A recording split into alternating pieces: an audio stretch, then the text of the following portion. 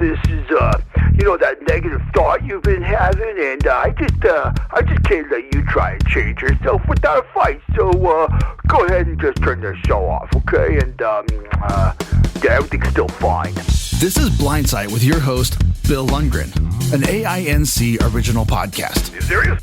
We're not holding back truth. We're here to help you heal and become the best you possible. Here's the chair, here's the pillow, here's Bill. Well, hello, and welcome to this week's episode of Blindsight. My name is Jonathan Price. I am the podcast producer here at Audio Information Network of Colorado.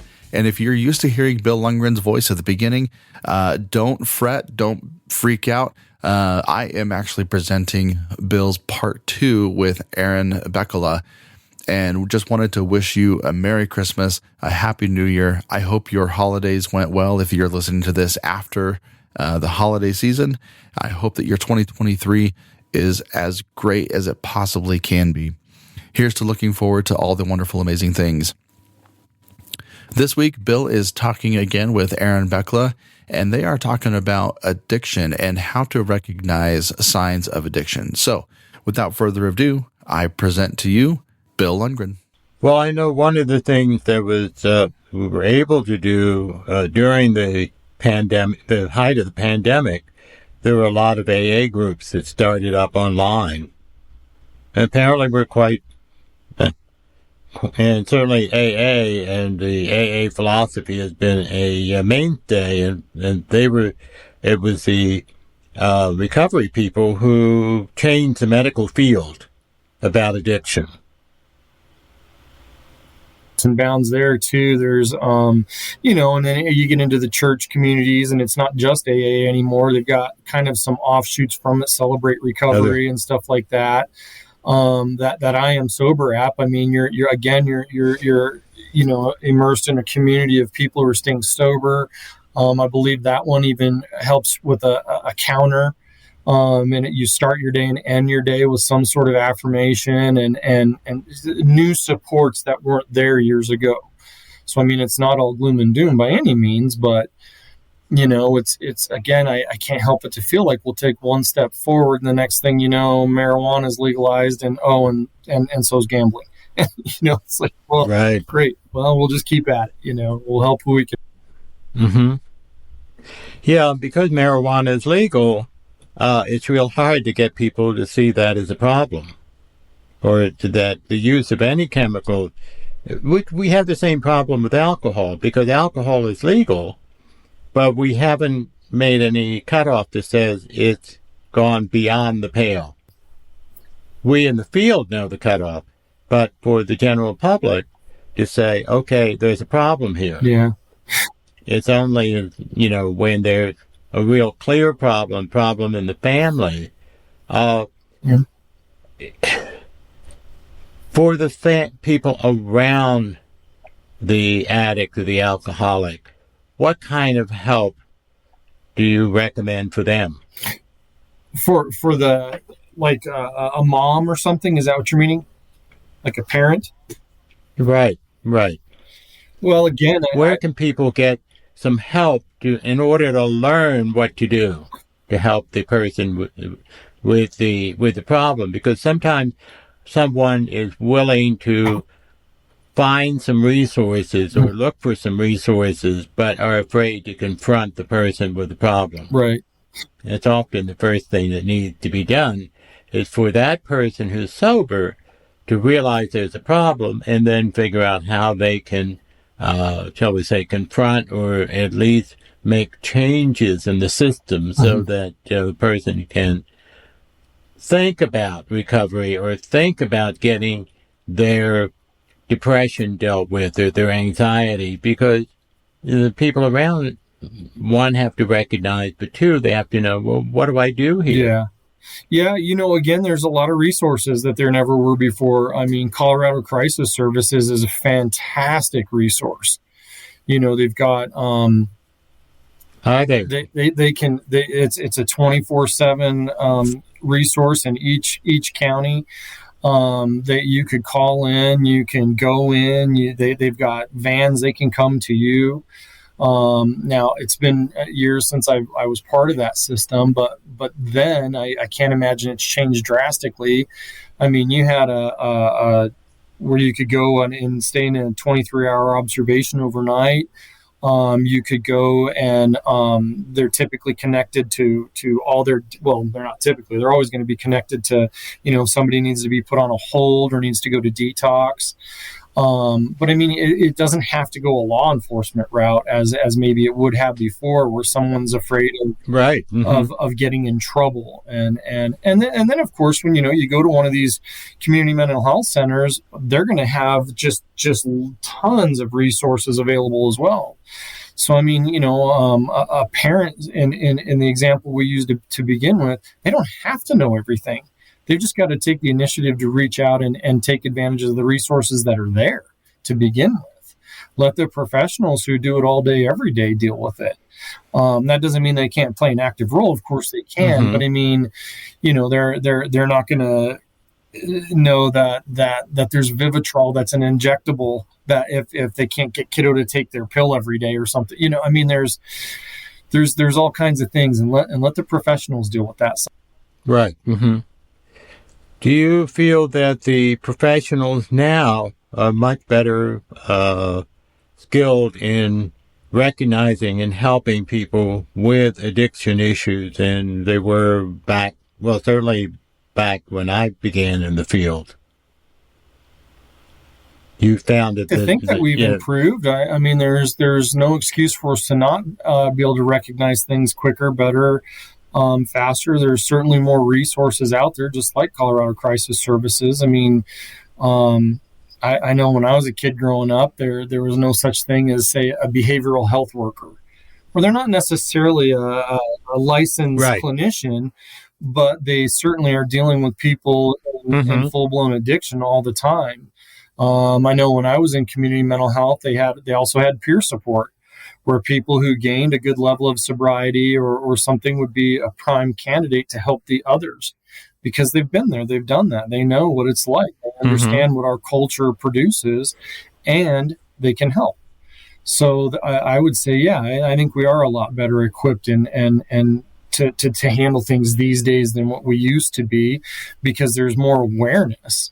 The problem is there's more abuse, so it's much needed. Yeah, that's the thing. There's more abuse, and it's more acceptance of abuse. Oh, absolutely.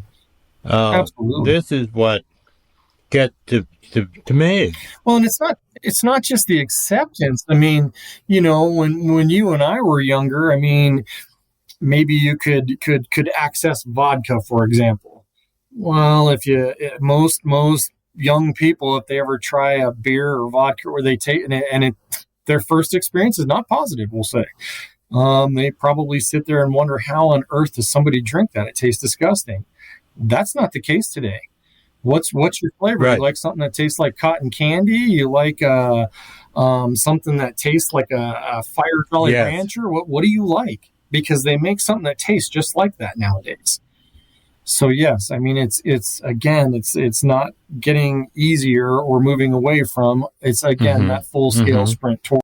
But in many ways, I wonder now if a mental health diagnosis is a lot easier for people to accept and get a child or an adult into treatment than substance abuse. So it's up to the clinician to be able to sort that out and to do a screening. I'd like to see every treatment program, a mental health practitioner, to use a SASI or a MASS to, I'm sorry, I'm mentioning the names of different paper tests that people can take that will give some indication of the difficulty. Someone may also be destructively involved with substance abuse. Yeah, Bill, I totally agree. When I was the intensive care coordinator, I part of that job was writing residential assessments. So I bounced around to a lot of the different facilities in the state, and in doing so, a PHQ-9 is pretty common, a GAD-7 is pretty common. But like you say, but it typically kind of ends there. What even something as simple as a CAGE assessment. That's 4 questions. That's so simple. That's not a big at, But I agree. Yeah, I think it would behoove the system to take a little more proactive approach on that, because again, if those numbers are correct, and I'd say they're pretty close to what I have experienced, where 50% of people with a mental health diagnosis also would qualify for a substance abuse diagnosis, and really vice versa. There's a lot of play in both directions there, but yet the mental health is what's focused on, in the sense of a quick, 7-question or 9-question assessment. Well, I just use the cage since I already mentioned it. It's 4 questions. Why would you not ask that? So 100% agree. Yeah. And can you just help family and those around to identify what are the characteristics of addictive behavior, or for that matter, we can, in terms of how they are in terms of mental health as well. But, the things that you look as a therapist, what you look for to identify that the person has an addictive behavior. Yeah. Well, you mentioned some of the bigger ones. If somebody comes in with the DTs or something like that, they're shaky, they're, there's physical cues like that, right? Those aren't typically too hard to pick up on, but if you're not looking for them, you might not. I look for more subtle things, Right. Kiddo played sports and was very active with friends, and all of a sudden they don't play sports anymore. Their friend group changed completely. They used to wear their hair kind of long, and now they buzz cut it, or it was buzz cut before, and now all of a sudden it's longer, and they're painting their nails, or just any these like very noticeable changes in behaviors. A change of behavior, in other words. Absolutely, yeah. It's dramatic change in behavior. Yeah, and then I like measurables. Kiddo was a 3.0 plus student, and within a semester or a year, now they're a 1.8 student. Or there's all kinds of indicators if you just pay attention. And then there's the obvious too. Are they isolating? Are they staying in their room? Are they late for work all the time? Are they in a situation where that's not typically them? But yeah, there's a lot of things. And I think with kids it's a little tougher because they go through phases, of course. And I talk with right, and that's how parents excuse. That's how parents excuse some of the behavior. I remember when I was this age, I tended not to mingle with people, or I withdraw. Sure. Yeah. Well, that's a sign of a problem. There's some statistical measures that support that. One of the studies, I do a little bit of coaching myself, and one of the things that I came across and I found it to be true is right around 13 years old. I just liken the phrase maturity jumps. Kiddos at 13 that used to always play soccer or baseball or whatever, and now all of a sudden they don't play anymore. Well, right around 13, that's a huge swing. I don't want to get into TMI, but perhaps they have hair where they didn't used to have hair. They're all of a sudden 5 inches taller than they used to be. Mm-hmm. That girl that was so annoying on the bus on the way to school for awkward. Years, all of a sudden she's really cute, and or whatever, you pick it, So sometimes those changes are very reasonable and very age appropriate. They happen. They're statistically proven. But as a parent, I guess in that scenario, okay, but what else is it? Did the friend group not just change, but change drastically? And what are the kids like that it changed from mm-hmm. and to? What about the appearance? Did the appearance go from, I don't know, wearing the same hoodies as all the other kids, and now all of a sudden it's nothing but black? There are other cues. Yes, some of it you can write off as absolutely very, very age appropriate changes and transitions and such. But cumulatively, there should be more warning signs than that. Mm-hmm. So what I'm hearing from you, Aaron, from your perspective, particularly around kids, but also with adults, maybe we look at substance abuse, addiction, as part of a greater issue. As you say, the numbers in terms of the pretty likelihood of mental health issues involved as well. So we can't look at it really as separate issues, but something in general is going on. Absolutely. And leave it to the professionals to make that distinction. Right. As to which is which I think could be easier for parents to say, no, I just see something's wrong and I wanted, if we could just have the person that they're worried about evaluated, or get them to say, well, why don't you talk to so-and-so, then we can see what's going on, rather than even doing a diagnosis. Right. Well, and you touched on something within that as far as society goes, and as numbers change and stuff. There's a lot of research out there, and I got to kind of dig through the cobwebs. But when I go back to my bachelor's degree, I remember Accounting 101. My teacher told me, she said, if you remember one thing from this class, remember this: people lie, numbers don't. If your information is anything close to accurate, it's going to tell you the story. Well, you can hop on SAMHSA.gov, I believe it is, or any of these information gathering entities, and you'll see suicide rates.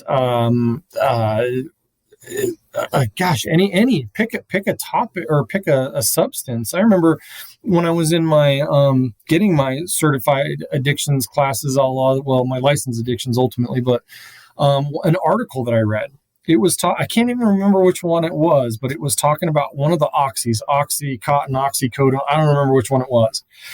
But it was the gist of the article was that while the U.S. makes up roughly 5% of the world's population, at that point in time, we were consuming 80% of whatever oxy they were talking about. If the average Joe can't look at that and say, Houston, we have a problem. I mean, I don't know how it could be any more glaring than that. And at that point in time, if we weren't in the top 3 of every substance abuse category, we were certainly in the top 5. I mean, it's just our culture. And so absolutely. I mean, and again, we're not moving from it. We're moving towards it. Marijuana apparently isn't enough. Now we've got to check into some magic mushrooms. And now we've got, I mean, to me, it's very obvious. But unfortunately, I believe the wine sales in grocery stores was approved. So I don't think that society shares my point of view in general. So we've got a problem. The question is recognizing the problem and also recognizing when it is amongst us. That is, it's the people that we care about who have the problem. It's not a matter of stigma. It's a matter of they're part of society, and that something's wrong. Something's not acceptable. The holiday party, that's when a lot of people go off the rail and sometimes don't stop. And that's when we have to say, wait, there has to be some parameters that we operate, that what's okay and what is not. As you say about DUI, just drinking and driving, period. Not just point one. The big difficulty in substance abuse in our field is our brains. We, under the influence, the frontal lobe is anesthetized, and that's where our rational thinking is gone. And if people can keep that in mind, and that is developmentally is the most sensitive area of our brain, and therefore is the most affected by addictive substances, and therefore our judgment is impaired. So that has to be understood. If your judgment is impaired, so you don't know whether you can drive or not. You think you can. And so those around the person who's got the problem or who is under the influence, have to be willing to say, no, your judgment is impaired. Mm-hmm. Period. Yeah. And start from there. Well, and you touch on that, the brain and frontal lobe and stuff. I mean, I've got I believe it's a 5-minute video, and it's kind of silly, I admit, but I always have parents watch it. But it helps that it just uses very, very matter of fact examples of dopamine and how serotonin works and uptake and satiation levels and different things that they can look at, because inevitably I'll have a parent like, well, I don't understand why they can't just stop, and it's like, well, it's a disease. It's not an on-off switch. So I'll have them watch that video, and it's like I say, it's a little silly video. I think it's gosh, I wish I could remember Doherty, I think her name is. She did a great job with it.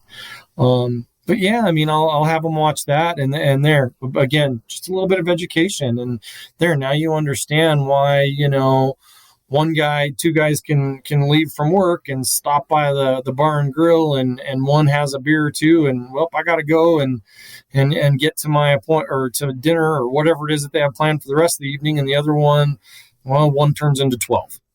Because that's how his satiation works, and that's how know. But there's little things out there like that are super easy, totally accessible. Anybody that can operate a computer or their phone can get to it.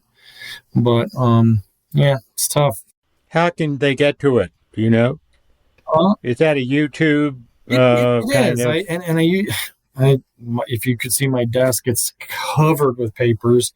Doherty's her last name. I can't remember gosh, if I could just remember it, I could look it up. But it's a video that I have written down for parents, and of course, right now in my piling system, I don't see it. Okay, so people can just use the computer in a useful way and find out more background, so they can have an understanding to be able to help the person get the help that he or she needs. Yeah, absolutely. There's all kinds of. So it really. I found it. It's The Pathology of Addiction, and that's by Janice Doherty. 7 minutes. Doesn't take long. Okay. So that's certainly one place that people can look and understand, get to understand the nature of addiction, so they can feel less intimidated in talking to somebody about what they're seeing. Right. And then they can also because understand why that's what an intervention is. Well, they can also understand why it's different from one person to another, and why one person can really go along with the program and have a beer or two or whatever, and then go on with their evening, and it's not a big deal. And the other one, they can't. Their chemical makeup is different. Their way they process things is different. And that gets rid of the stigma. Well, and I'll use the example a lot of times with kids. They don't know him, but when I was a kid, I knew him. He was just drafted by the Boston Celtics, Len Bias. And I'll tell him to pull up the Len Bias story. He had never, pretty clean kid from all accounts and stuff like that. Well, the night of the draft was this kid just became a millionaire, drafted by the Celtics of all things, and for the first time ever, he goes ahead and he tries cocaine. Well, he never woke up again. So you tell me if his body chemistry is like everybody else's, it's just we're all different. So if we can understand that, we can then feel less stigmatized. Say, your body chemistry is not able to process substances like other people. So you have to be responsive to who you are, what your body can do, and be respectful of your body. And it isn't a matter of, there's something wrong with you. It's a matter of your body chemistry. We're all different. Definitely. And then, and I think there's the obvious, you take a person that's 5'4" and 110 pounds, and you take someone who's 6'3" and 240 pounds. Well, Common sense, I think, would tell you, but certainly basic physics would tell you it's probably going to take a little more alcohol, so to speak, for the 240-pound person than the 110-pound person. However, what if that 240-pound person has never drank before and that 110-pound person drinks all the time? Their satiation level is going to be very different. And while you would make the assumption that, well, that's not exactly how that situation is going to go either. Mm-hmm. Mm-hmm. And that's one of the reasons the NIH has always said that social drinking for a male may be 2 drinks at an event. Mm-hmm. But for a woman, it's 1 because the body chemistry and body weight and so forth is very different. Yeah. Yeah. But you and I have seen women who drink much more than 1 and don't understand. And as they say, drink the guy under the table and don't understand it. That's the difference we're talking about. When I was, now again, we got to battle through the cobwebs. But when I was a police officer years ago, one of the first times I ever encountered a DUI situation was a female, I don't know, I'm going to say mid-40s. Her blood alcohol, I believe, was a 0.43, if I'm not mistaken. She was still walking and talking. She was still, and you just sit there and it's just mind-boggling sometimes how I can only imagine how long she had been drinking to get to that point.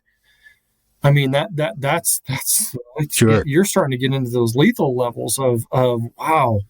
I mean, that is crazy. You got it. Now, she wasn't very functional, don't get me wrong, but she could walk and talk. And it just blew me. Like, I couldn't believe what I was seeing. So I think what we're saying as a holiday gift to the people you love is to be aware if they're starting to get into trouble, because they really are not in a position to acknowledge or to even see that they're in trouble. Yeah, could be. And the parent or the family member say, look, this is not judge them, but say, this is the evidence that you're in trouble. Yeah. Well, or make it more about family, make it more about the celebration, make it more about the gifts, make it more about anything. I mean, I don't know how many times, you talk to somebody and so-and-so showed up and they'd already been drinking and the sun is still out front. It's like, geez. Yeah. But you got to understand some people can't even take a day break, Well, don't feed them booze. Yeah. It's kind of simple. And people say, well, it's the holidays. I can't, everybody's drinking. I can't not drink. Mm-hmm. Yes, you can. Yeah. Well, what I tell my clients is then don't go. Stay home this year. Try staying home this year. Do a Zoom call. I don't care what, because everybody's different again. I don't care what it takes for you on your path of sobriety to get there, but do that. And, because again, you get into our culture. Mm-hmm. I mean, here's one of my pet peeves in our culture currently right now. There's every year, every now and again, you get these catchphrases, right? Well, the buzzword that drives me nuts is harm reduction treatment. We're going to give you medication that reduce the cravings. And so now instead of going out and getting totally, crazy drunk, well, you're only going to have 2 or 3. Well, A, good luck with that approach. And B, it embarrasses me as a licensed addictions counselor to know that that's part of it. To me, that is nothing more than classic minimization and enabling and all the things that you're trained early on not to do. And yet here we are as providers doing just that. But again, that's driven by our culture. That's what a lot of, and I guess if nothing else, perhaps it could be a good start. Maybe they're in that pre-contemplation stage where they realize they should slow down a little bit, so I don't want to make it sound like it's horrible in that sense. But in me as a licensed addiction professional, that's a tough pill for me to swallow. Where I just sit there like, wow, that's where we've. I guess I can't even say evolved to, because I don't know that that's evolution. I think that's a step backwards, but. It's where we're at. Well, one of the things that, listening to what you're saying, I'm thinking about one of the ways that people can get some understanding of whether or not they have a problem is if they make a decision at a party or anything, any place else, to either not use at all, or, as they say with alcohol, to be at a party and one drink and that's it. If you cannot maintain that, you've got a problem. Yeah, there's lots of different ways to measure it. I had a client, trained professional, a teacher, an educator, both at the high school and college level. Never had a DUI, happily married. She's really a cool lady. I mean, she was nice to talk to. She was very, very intelligent and insightful. Her issue was drinking. And she asked me, she's like, how can I decide if I have a drinking problem or not? And when you have none of those measurables, you don't have a DUI, you don't have any of these strong indicators, you can do a cage assessment or whatever. But I asked her real simple. I said, are you drinking the drink or is the drink drinking you? And she just paused and she looked at me and she's like, I think that's a great question. I don't, and I said, well, think about it. Can you stop? So when you say that, can you go to the party and just sip on a beer or whatever? If you can't, that's an indicator that you may have a problem. Right. So what her and I came up with was, how long do you think you could go without drinking? A couple days, a week, a month? What would be a good measuring stick for you to decide, yeah, I think I got this, or it's a struggle. And she came up with a week. I think I should absolutely be able to go a week. As it is, I already go days without, so let's just shoot for a week. Well, guess who I didn't see for 3 weeks? And she came in, and she only came in one more time, and she was very embarrassed that she couldn't make it even a week. So here's someone, no DUIs, no measurables, great marriage, really, really neat lady, right? Well, I don't know that on any of these questionnaires she's going to show up as an alcoholic. But I think in her not coming back in and then her only coming in once, I think she answered the question herself. The drink was drinking her, and she couldn't stop. She probably needed to. She needs to do something different. And that's why I say it looks a little different for everybody. Right. Well, we've given people a whole lot of information and hope that people will use it. And certainly one of them is to try a holiday gift of sobriety for the holidays, or however you want to measure, as Aaron has just said, changing your behavior and see if there's a problem for you. And then you can decide what to do afterwards and perhaps give yourself the gift of a sober lifestyle. This has been educational, Aaron, and I thank you for being on today. And I look forward to maybe we'll have more opportunities to talk and find out, talk more about the field. And we will then wish you a happy holiday, and to all in our audience, happy holidays also. This is Bill Lundgren from Blindsight, a product of the Information Network of Colorado. Thank you.